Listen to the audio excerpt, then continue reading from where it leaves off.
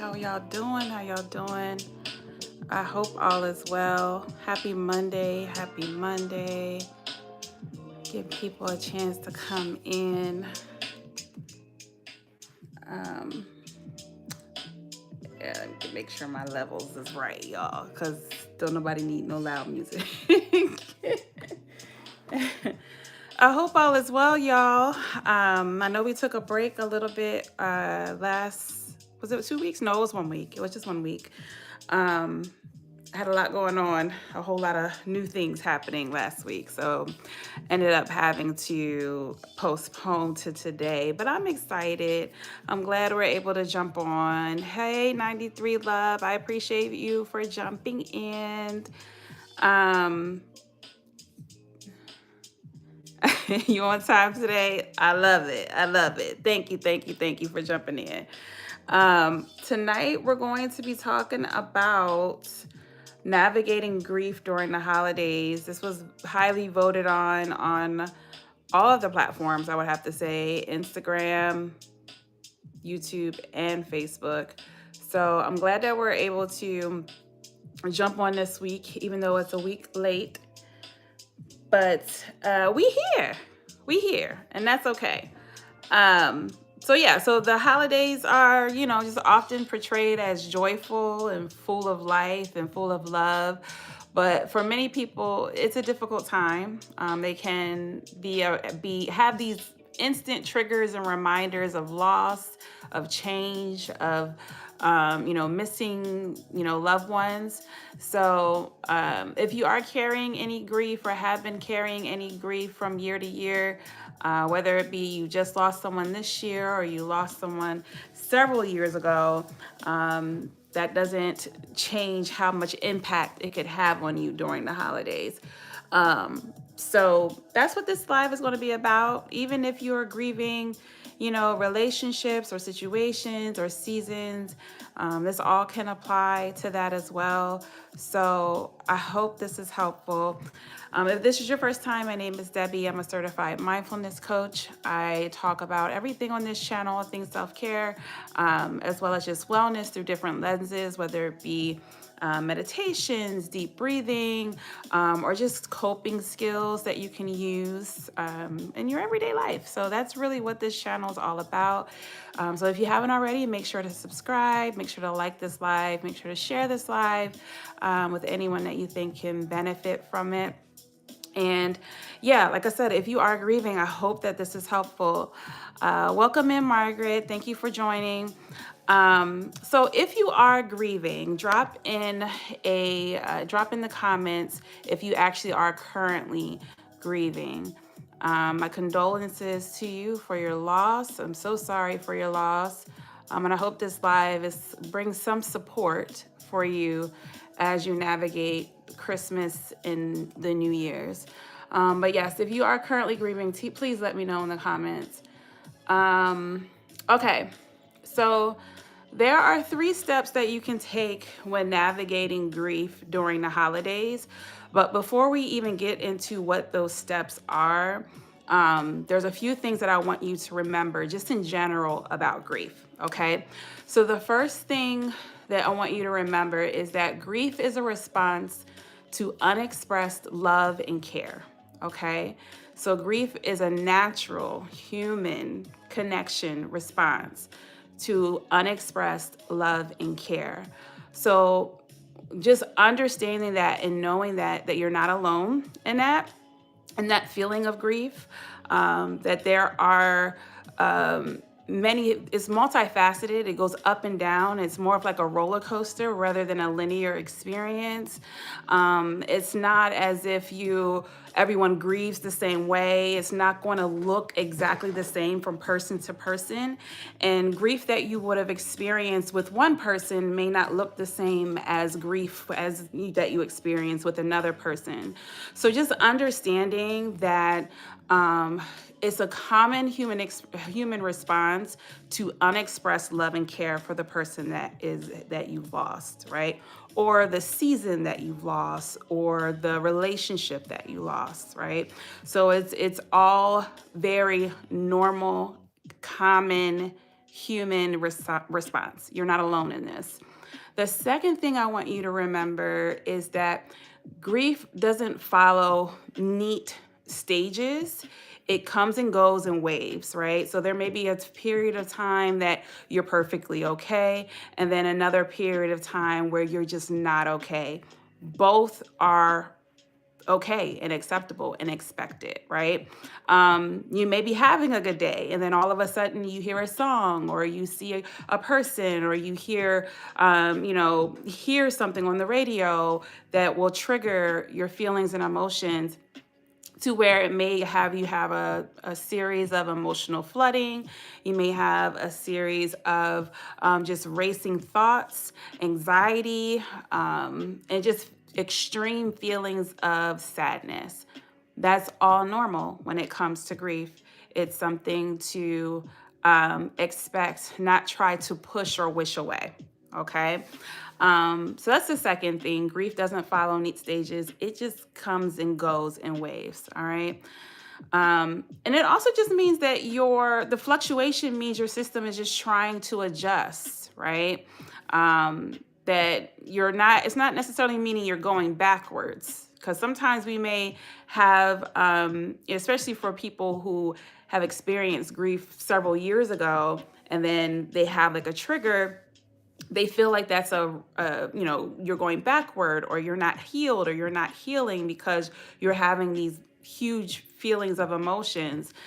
And that's not necessarily the case. The emotional flooding that you may experience is a matter of your system or just your body adjusting to the change or the difference of that person not being there. It's not even just mental.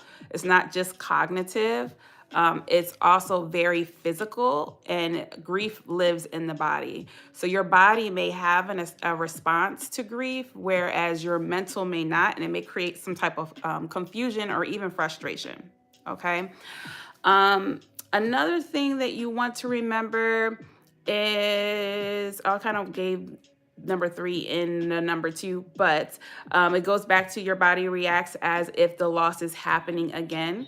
That is normal. We can help your body remember to that it is safe, right? Because oftentimes when you have emotional responses, your system feels like it's a matter of lack of safety, versus it just being something that's happening, right? So understanding that your body will have some responses and reactions, and that's also very, very normal. Okay.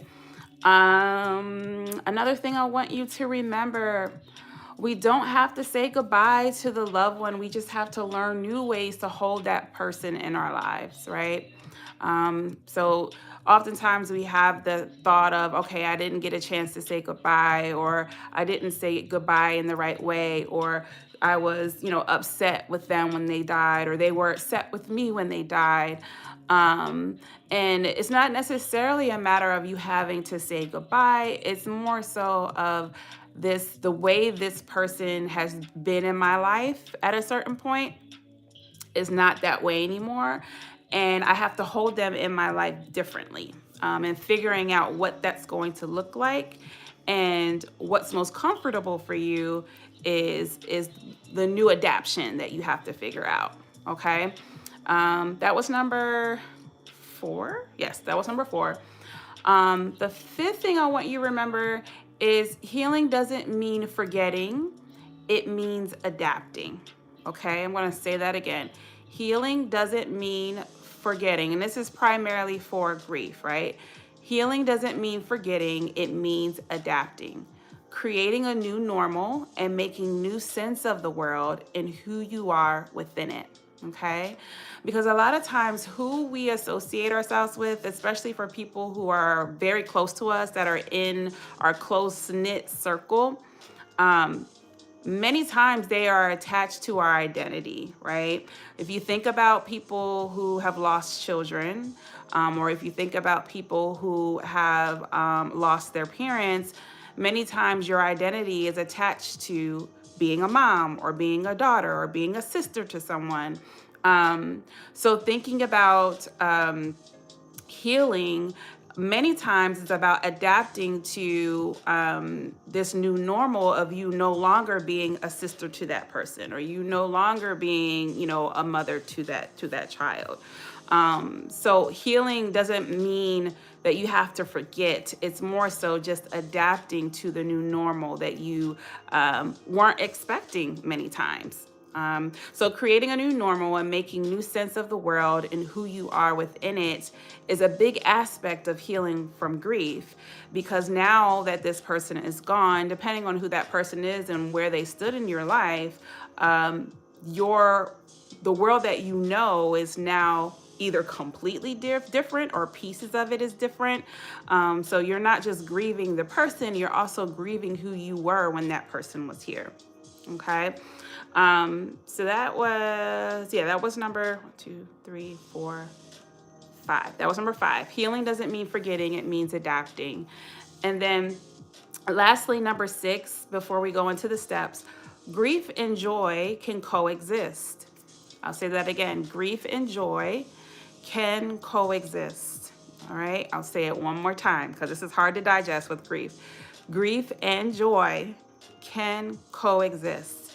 You can have the feeling of grief and missing someone while also enjoying life and having a sense of enjoyment or a sense of joy through that life. Oftentimes with grief, you feel some levels of guilt and shame when you feel like you're moving on, right? When you feel like you maybe go through a day and don't think about them, in that entire day, or you go through a day and, you didn't have any huge emotional responses, right? And so because of that, you feel some sense of loyalty to the person. And because you feel that loyalty, but you didn't have the experience of sadness or that looming, deep-rooted feeling, because of that, you feel some levels of guilt and shame because you have some sense of joy with life, right? So understanding that you can live life and still grieve.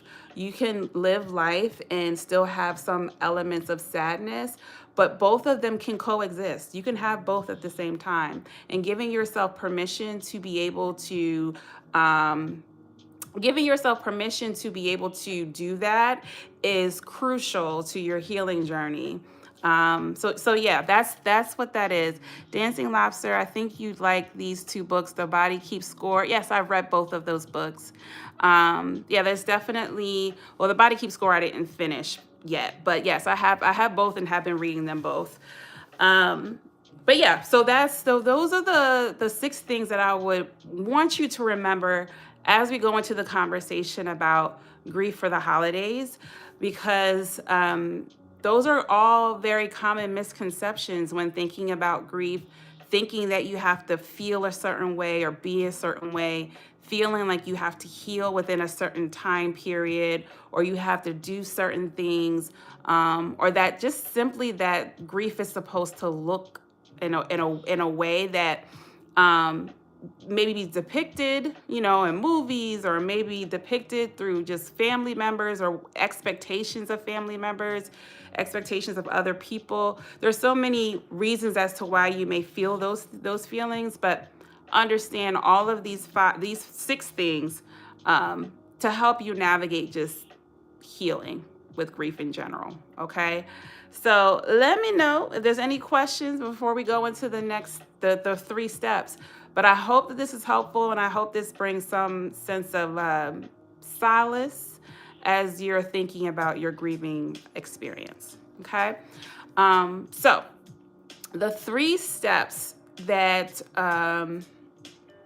you can take to prepare yourself for the holidays while grieving. And again, this is very interactive, y'all. So if y'all have questions, please drop them in the comments. If you are currently grieving, I am so sorry for your loss. Let me know in the comments as well. So step number 1 into how you can navigate the holiday season while grieving is notice the most difficult parts of the holiday, right? Be very upfront and honest with yourself and name those things, right? It's not just about, oh, the Christmas is going to be hard. What about Christmas is going to be hard, right? Is it, the fact that the person just isn't here? Is it more so of, we usually do these different, rituals, or we do these different things on the Christmas day, and we're not going to be able to do those things? Should I do those things now that they're gone, or should I not do those things? Is it going to be hard? I got to do this drive to my family member's house, and I usually drive with this family member. They're no longer here. Now I got to do the drive by myself. I usually cook, or they usually cook. I don't know recipes. Like, there's so many different ways that grief can show up, and what can make the holiday so very, very difficult. Okay. So notice the most difficult parts of the holiday. Name it. Name the loss, name the change or absence, name the emotions associated with it. So it's difficult, it's hard. What is the hard, and why is it hard? Okay. What's making it so difficult? Name it. Be very specific. Journal it if you have to. Okay. What are you anticipating about the day? What are you not anticipating? What are you dreading, right? What part of the day is going to be the hardest? Okay. Think about all of those things. Journal them. List them if you have to. Okay.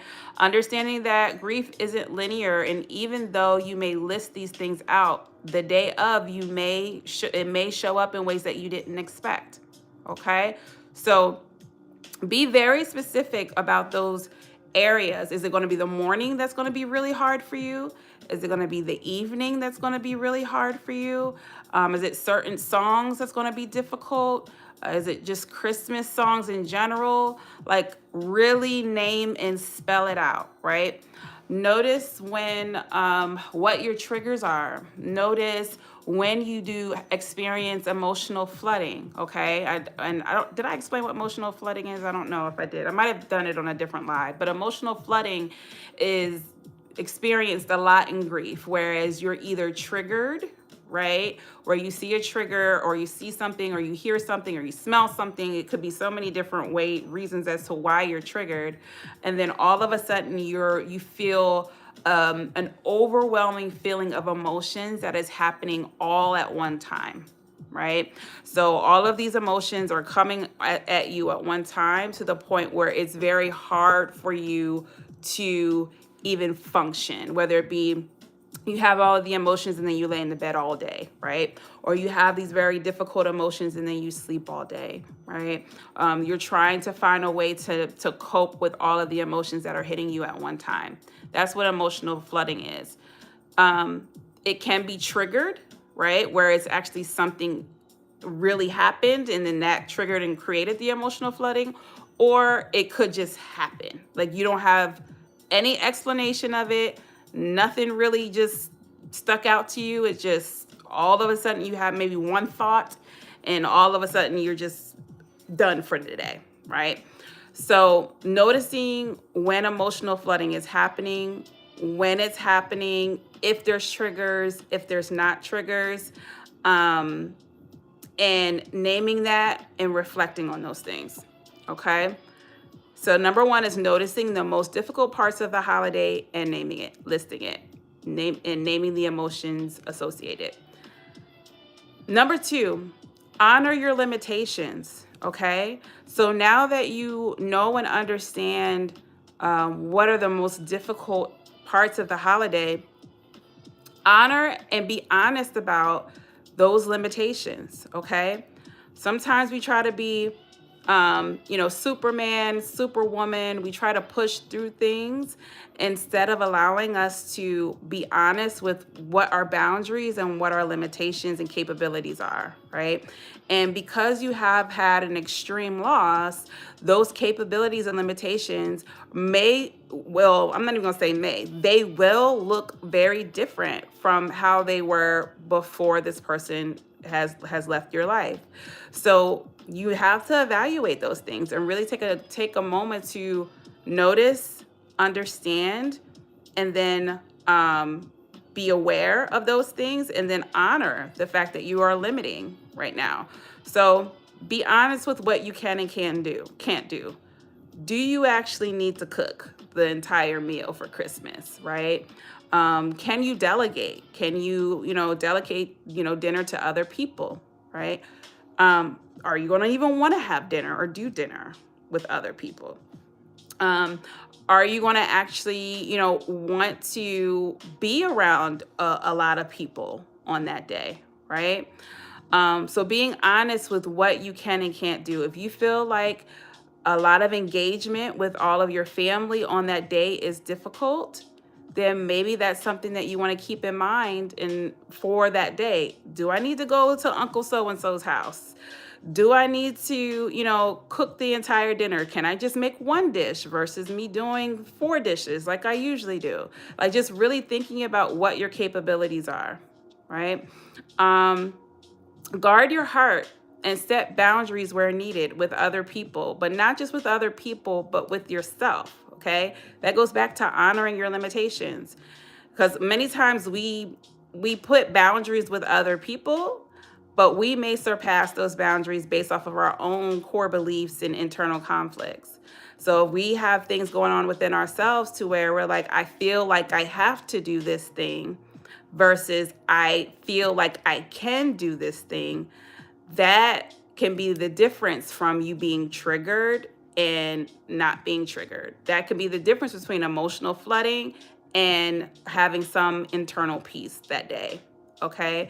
So guard your heart, set boundaries where needed, honor your limitations, and be very intentional about it. Number three under number two, give yourself permission to not feel obligated to engage. Okay. Give yourself permission to not feel obligated to engage. And this is especially for those who just lost someone. If you just lost someone in the last couple of weeks, in the last month, even in the last 90 days, last 6 months, you may get flooded with text messages, phone calls, and it may be difficult. You may get flooded with social media, messages. Should you be on social media on that day, right?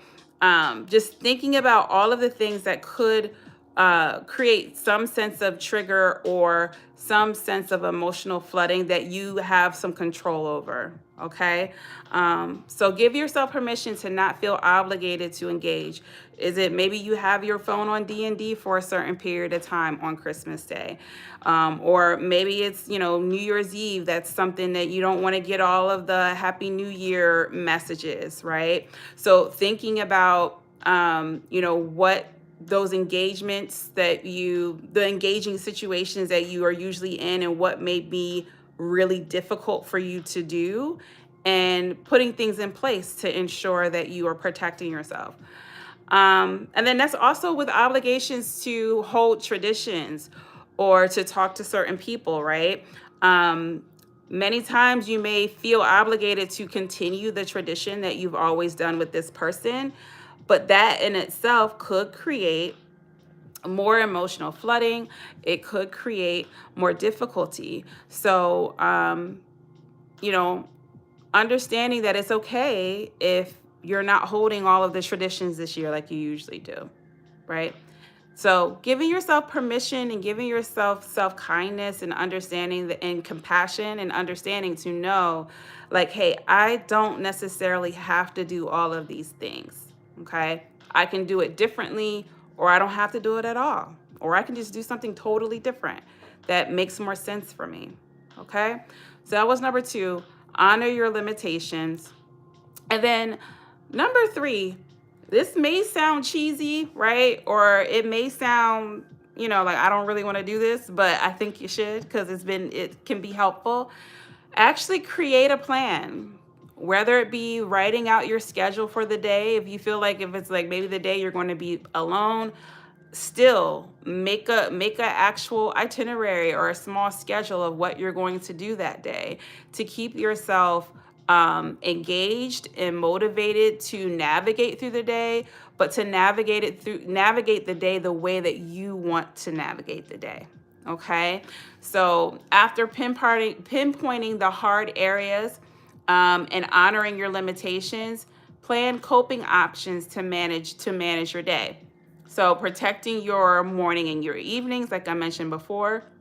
Instead of forcing yourself to be cheerful that day, allow yourself to be neutral or quiet.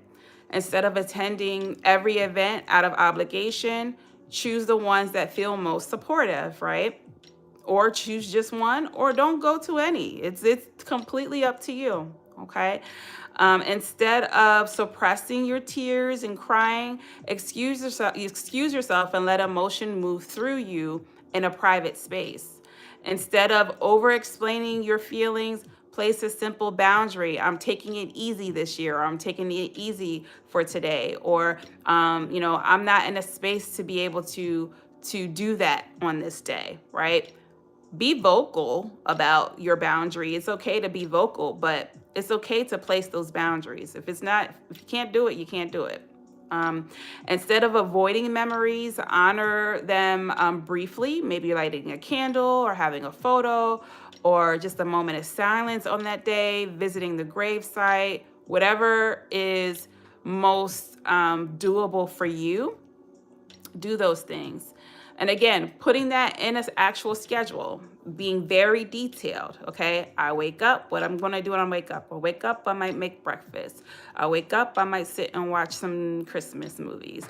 I wake up and I might, go to the gravesite in the morning.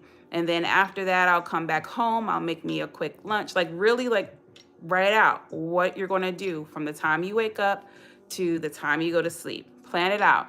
You may not follow it, word by word, but having something to refer back to can be helpful. Let me make sure I'm not missing anything. Instead of isolating completely, connect with one person that feels safe. Instead of numbing or overworking or scrolling, ground your body with deep breathing, movement, or stillness. Like I mentioned, grief lives in the body, it sits in the body, okay? So sometimes when you feel numb or you have the feeling of I don't care or you don't feel anything just in general, many times it's because your body and your nervous system is just so overwhelmed to the point where it can't do anything. It's just stuck. So doing something with the body can be helpful. Like I said, deep breathing, exercise, or even just meditation or stretching, sitting in some form of stillness, prayer, whatever makes sense for you. But allowing yourself to be in that numbness can be more detrimental than you think. Next, instead of comparing your grief timeline to others, trust your own pace. Okay, like I mentioned before at the beginning of the live, grief isn't linear. It's going to look different from person to person. And even within one person, the grief may look different from each experience, right? If you experience grief and then say you had something happen like maybe a month or two later, you may experience that next experience totally different than the first one, or it's based off of the connection that you had with that person. Some people, you may have a more deeper connection and may take a little bit more time, where others, you cared, you had some sense of connection to them, but it wasn't as in depth as the other person. So it may process through it in a couple of weeks. It just kind of depends. Make sure I'm not missing anything. Instead of replaying what's missing, notice what feels stabilizing, okay? So whether that be declarations, affirmations, music, creativity, art, whatever you find joyful or brings you some sense of peace. And really diving into those things and being intentional about those things and including that in your plan, right? So if you love to say you love to do some type of art or some form of art, maybe that's a part of your schedule on Christmas Day, right? Maybe that's something that you do for, hey, at this hour, I'm going to sit and I'm going to, make some artwork, or I'm going to do a sculpture, or I'm going to, make some music or whatever. So putting those things in place on purpose, intentional, right? So that's a great one. And then I think the last one I have here is, instead of trying to move on, focus on getting through the moment with care, right? Take it one day at a time. Take it from moment to moment versus trying to rush your healing, right? Because again, like I said, healing with grief is going to look different. And it's not even about getting over something or moving on. It's more so adapting. It's adaptation to a new normal. Okay. So I hope this was helpful, y'all. Just to go back through the 3 steps. Number 1 was notice the most difficult parts of the holiday. Be careful to name it. Number 2, honor your limitations. And then number 3, create a detailed plan. Okay. So I hope this was helpful. I have several affirmations for you tonight. And so if you are currently grieving, I do recommend that you write these down, because this could be helpful in the moment. So grab some paper, grab, a pen, or if you have a digital, if you have your iPad, you got your tablet or whatever, however you want to write it down or take it down. I do recommend putting these somewhere that you can refer back to them. I do have quite a lot today, but I felt like that was needed as far as like the affirmations. So there are 9 affirmations. I'll move through them quickly though. But other than writing them down, if you have sticky notes, you want to put them on your mirror, do that. If you want to record yourself saying them, if you want to repeat them in the mirror, or just recite them out loud in the morning, or just use them for those moments of emotional flooding, that all of that is perfectly okay. And then again, like I always say, if you need to change the language of any of these affirmations, please do. This is just a baseline, and then you can do with it what you want thereafter. All right. So affirmation number 1, this pain is very real, but so is my capacity to heal and restore. This pain is very real, but so is my capacity to heal and restore.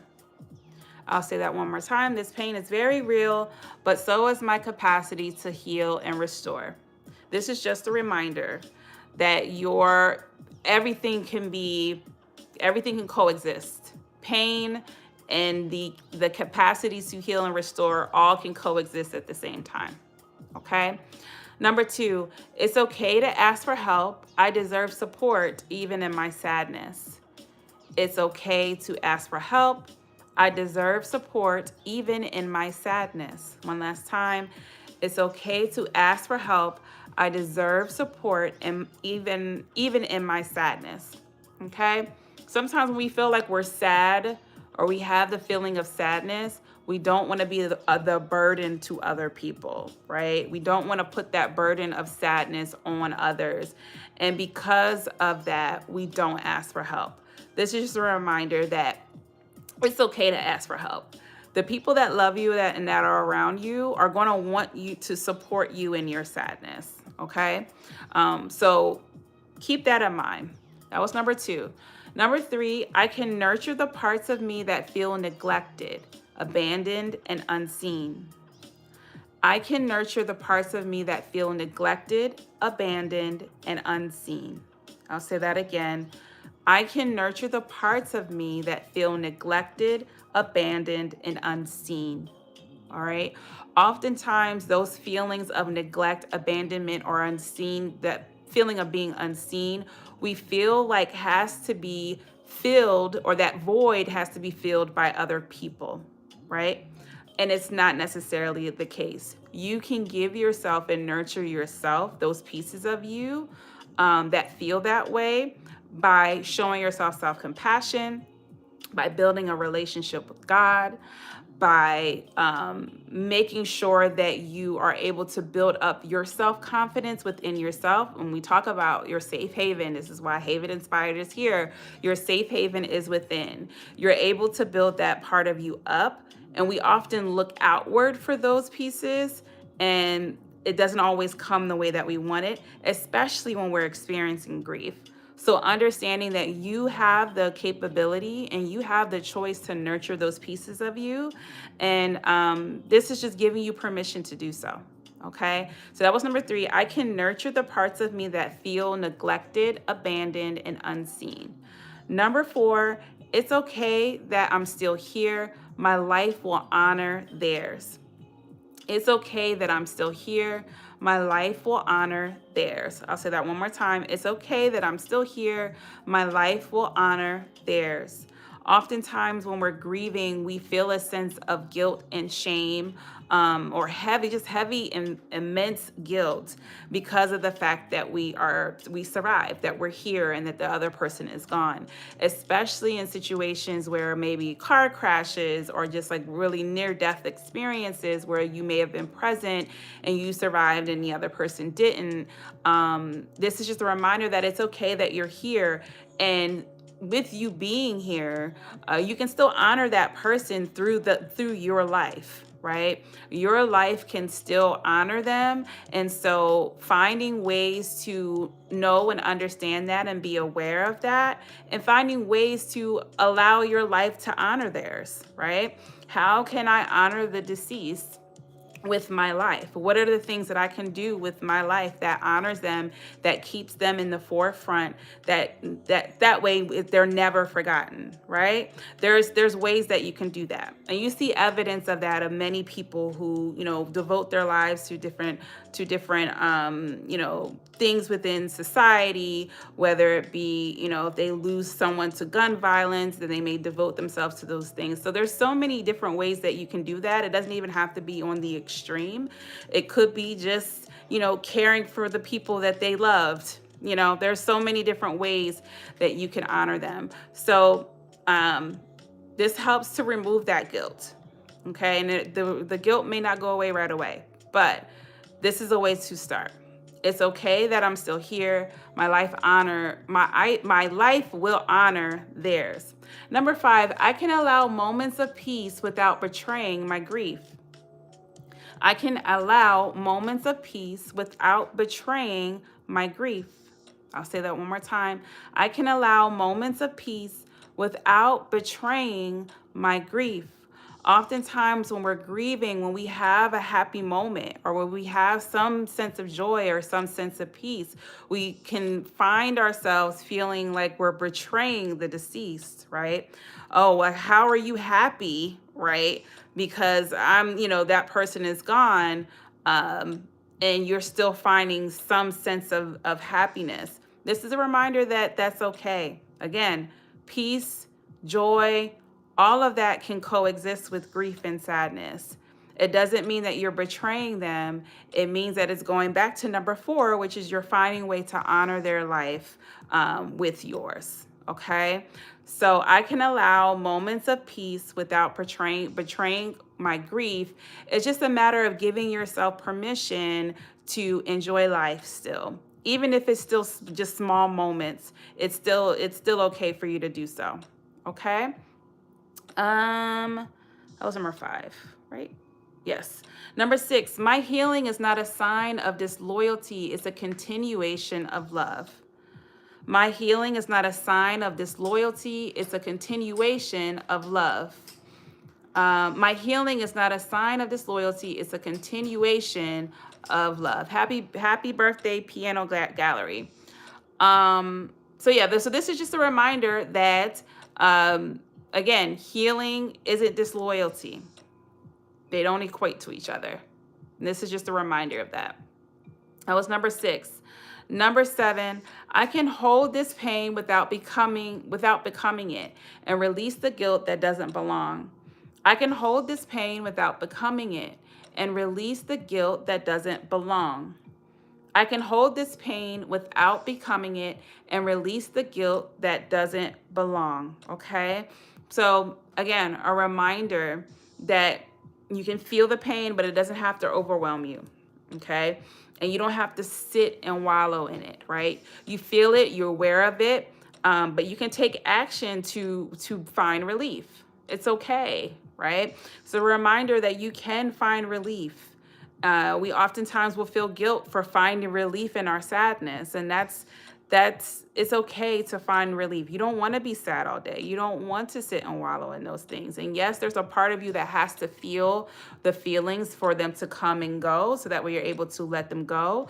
But when it comes to grief, it can become so overwhelming to where it becomes immobilizing. And that's where it becomes dangerous, because then grief will trickle into depression and many other things, and even grief can turn into sickness and the things that are happening within the body. So understand that yes, you can hold the pain without becoming that pain. It's just something that comes and goes, and it's okay to seek relief from it. Okay. That was number 7. Number 8, I can reach for connection. I don't have to go through this alone. I can reach for connection. I don't have to go through this alone. I can reach for connection. I don't have to go through this alone. Understanding that the people around you that love you and that you love are going to want to be there to support you, and they may not know how to. And just a heads up for people who are around people who are grieving, you don't always have to say something. You could just be there. Sometimes I just want the presence of another human being to be there with them. Doesn't necessarily mean you have to say the right thing or you have to say all of these flowery, crazy words, because oftentimes when you do that, you make it worse. Okay. So it's all about knowing that just connection and having someone with you and someone to be able to walk through that with you is a beautiful thing. And if you have that type of support system, don't be afraid to lean on those people.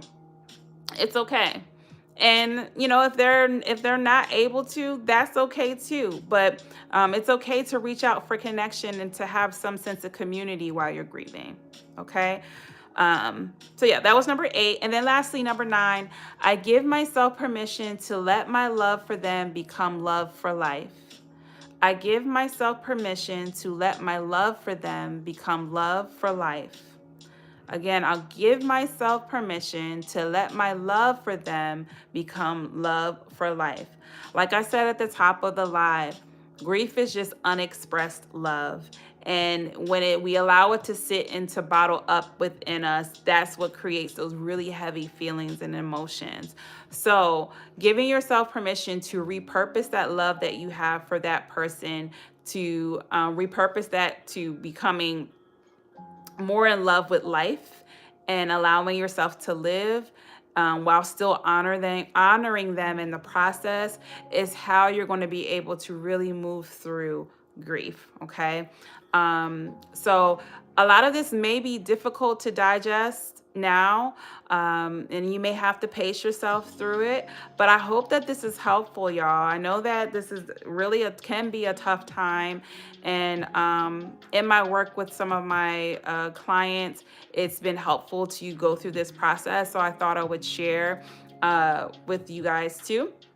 But again, if this is your first time, my name is Debbie. I'm a certified mindfulness coach. We do these lives every Monday. This actually is the last one for the year. We will be back in that first Monday. Yeah, is that first Monday?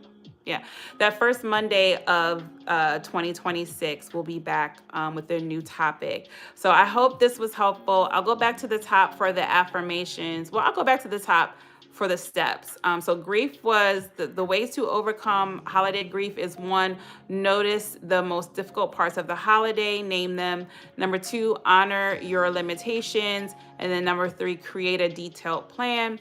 And then the affirmations were number 1, this pain is very real, but so is my capacity to heal and restore. Number 2, it's okay to ask for help. I deserve support in my sadness. Number 3, I can nurture the parts of me that feel neglected, abandoned, and unseen. Number 4, it's okay that I'm still here. My life will honor theirs. Number 5, I can allow moments of peace without betraying my grief. Number 6, my healing is not a sign of disloyalty, it's a continuation of love. Number 7, I can hold this pain without becoming it and release the guilt that doesn't belong. Number 8, I can reach for connection. I don't have to go through this alone. And then number 9, I give myself permission to let my love for them become love for life. All right. So yes, I hope this is helpful. We do already have a meditation on grief, so you should be able to see those in the, it's probably, I think it's under the 10-minute meditation. So if you are grieving, feel free to check that out.